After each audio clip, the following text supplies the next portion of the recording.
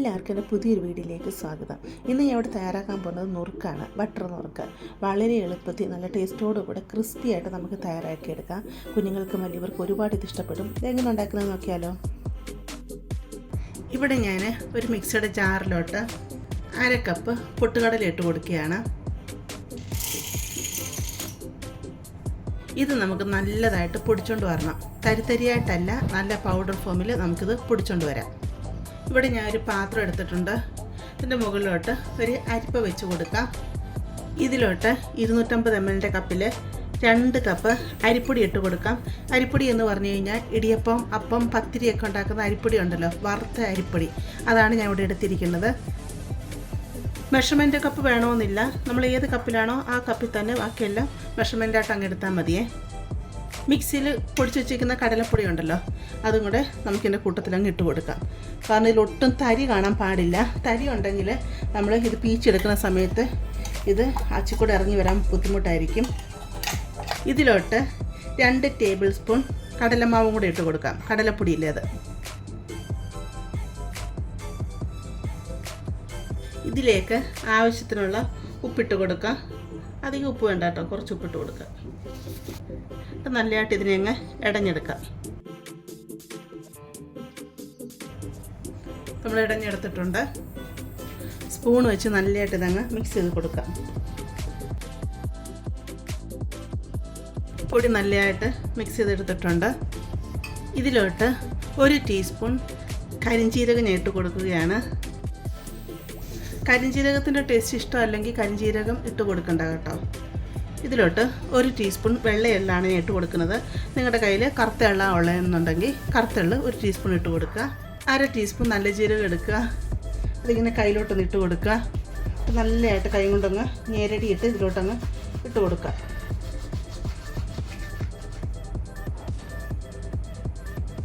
കാൽ ടീസ്പൂൺ കായപ്പൊടിയും കൂടി ഇതിലോട്ട് ഇട്ട് കൊടുക്കുക.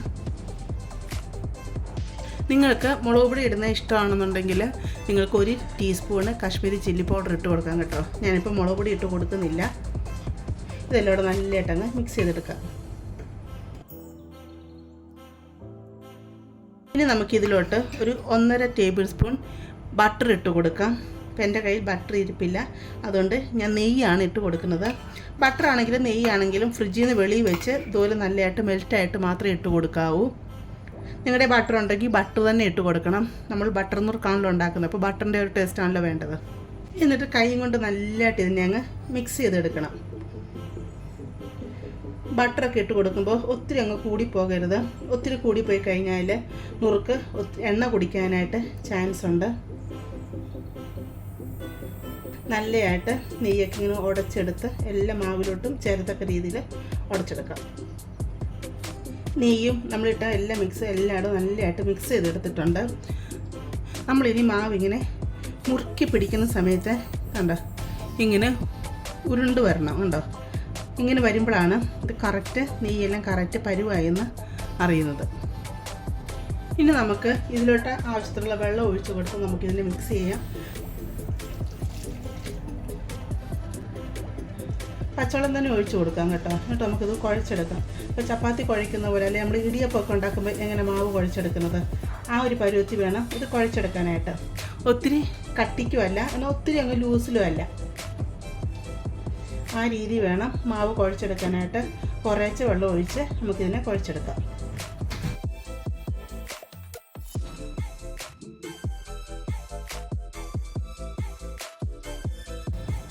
മാവ് ഒത്തിരി ഹാർഡാണെങ്കിൽ നമ്മൾ നുറുക്കുണ്ടാക്കുന്ന സമയത്ത് ഇങ്ങനെ പൊട്ടി പൊട്ടി വരാൻ ചാൻസ് ഉണ്ട്. അതുപോലെ ഒത്തിരി ലൂസാണെങ്കിൽ ഇത് എണ്ണ കുടിക്കാനും ചാൻസ് ഉണ്ട്. അതുകൊണ്ട് കറക്റ്റ് പരുവത്തിൽ തന്നെ നമുക്കിതിനെ കുഴച്ചെടുക്കാം. ഞാൻ വല്ല ചപ്പാത്തിയൊക്കെ നമ്മൾ കുഴക്കുന്നേക്കാളും കുറച്ചും കൂടെ മയത്തി വേണം ഇത് നമുക്ക് കുഴച്ചെടുക്കാനായിട്ട്. ഇടിയപ്പമൊക്കെ സ്ഥിരം ഉണ്ടാക്കുന്നവർക്കറിയാം, ഇടിയപ്പത്തിൻ്റെയൊക്കെ ആ ഒരു പരുവത്തിൽ വേണം ഇത് നമുക്ക് കുഴച്ചെടുക്കാനായിട്ട്. മാവ് ഇവിടെ നമ്മൾ കുഴച്ചെടുത്തിട്ടുണ്ട്. കണ്ടോ, ഈ രീതി വേണം മാവ് കുഴഞ്ഞ് കിട്ടാനായിട്ട്. ഇതുപോലത്തെ സ്റ്റാറിൻ്റെ അച്ച് വേണം നമ്മൾ നുറുക്കുണ്ടാക്കാനായിട്ട് എടുക്കാനായിട്ട്. കുറച്ച് എണ്ണ എടുത്തിട്ട് സേവനാഴിലോട്ട് ഇങ്ങനെ തേച്ച് കൊടുക്കാം. ഇതൊക്കെ മാവ് ഒട്ടി പിടിച്ചിരിക്കാതിരിക്കാൻ വേണ്ടിയാണ്.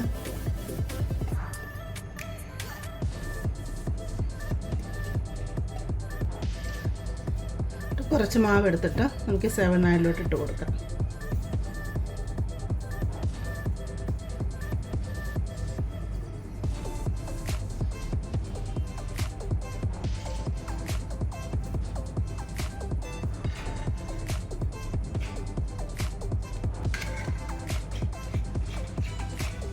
ഇവിടെ ഞാൻ ചീനിച്ചട്ടി അടുപ്പത്ത് വെച്ച് കൊടുത്തിട്ടുണ്ട്. ചട്ടി ചൂടായി വന്നിട്ടുണ്ട്. ഇതിലോട്ട് എണ്ണ ഒഴിച്ച് കൊടുക്കാം.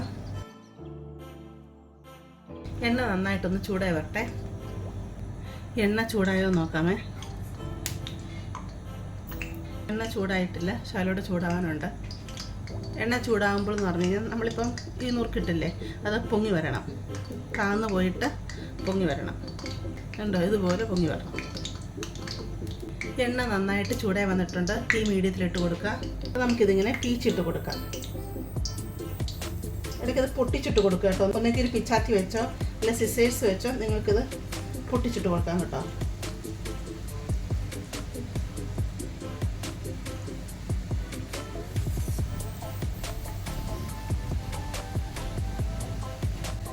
തീ മീഡിയത്തിൽ ഇട്ടാൽ മാത്രമേ നല്ല ക്രിസ്പി ആയിട്ട് വരത്തുള്ളൂ. അല്ലെങ്കിൽ ഇത് പെട്ടെന്ന് അങ്ങ് കരിഞ്ഞു പോകും.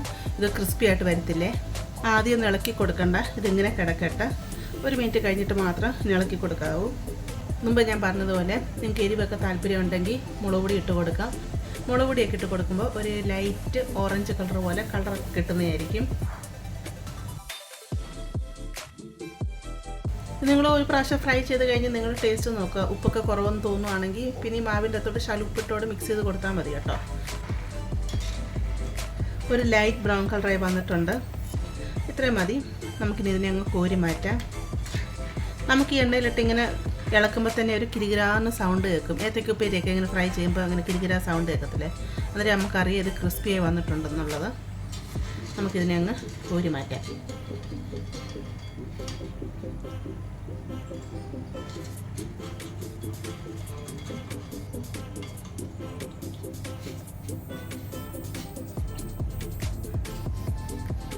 കണ്ടില്ലേ, അരി നുറുക്ക് റെഡി ആയിട്ട് വന്നിട്ടുണ്ട്. ഇത് ഇച്ചിരി തണുത്ത് കഴിയുമ്പോൾ നല്ല ക്രിസ്പി ആയിട്ട് വരത്തുള്ളേ. ബാക്കിയുള്ള മാവ് നമുക്ക് ഇതിലോട്ടങ്ങ് പീച്ചിട്ട് കൊടുക്കാം.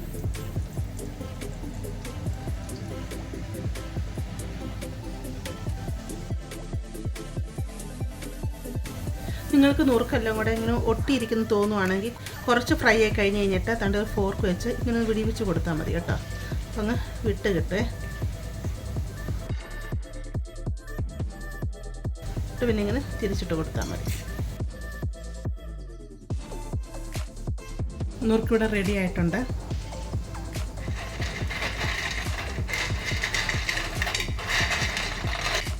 സൗണ്ട് കേട്ടില്ലേ, നല്ല ക്രിസ്പി ആയിട്ട് തന്നെ നുറുക്കിട് വന്നിട്ടുണ്ട്.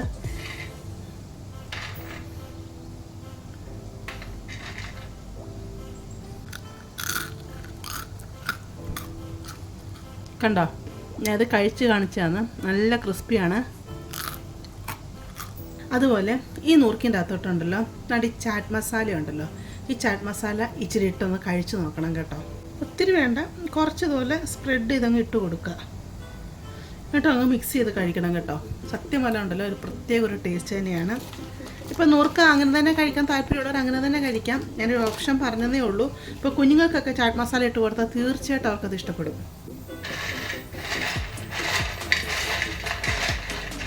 നമ്മൾ കുറച്ച് നുറുക്കെടുത്തിട്ട് ചാറ്റ് മസാല വീട്ടിലുണ്ടെങ്കിൽ അങ്ങനെ ഒന്ന് ഇട്ടിട്ടൊന്ന് കഴിച്ച് നോക്കണം കേട്ടോ. എങ്ങനെയുണ്ട് അതിൻ്റെ ടേസ്റ്റ് ഒന്നേ. ഇഷ്ടപ്പെട്ടില്ലെങ്കിൽ പിന്നെ ബാക്കിയുള്ളതിൽ നിങ്ങൾ ചെയ്യണ്ടായല്ലോ. നിങ്ങൾക്കിത് ഇഷ്ടപ്പെടുവാണ് നിങ്ങൾ ചാനലൊന്ന് സബ്സ്ക്രൈബ് ചെയ്ത് സപ്പോർട്ട് ചെയ്യാനും അതുപോലെ ലൈക്ക് ചെയ്യാനും ഫ്രണ്ട്സിലോട്ടും ഫാമിലിയിലോട്ടൊക്കെ ഇത് ഷെയർ ചെയ്ത് കൊടുക്കാനും മറക്കരുതേ. നമുക്കിനൊരു പുതിയ വീഡിയോ ആയിട്ട് അടുത്ത ദിവസം കാണാം.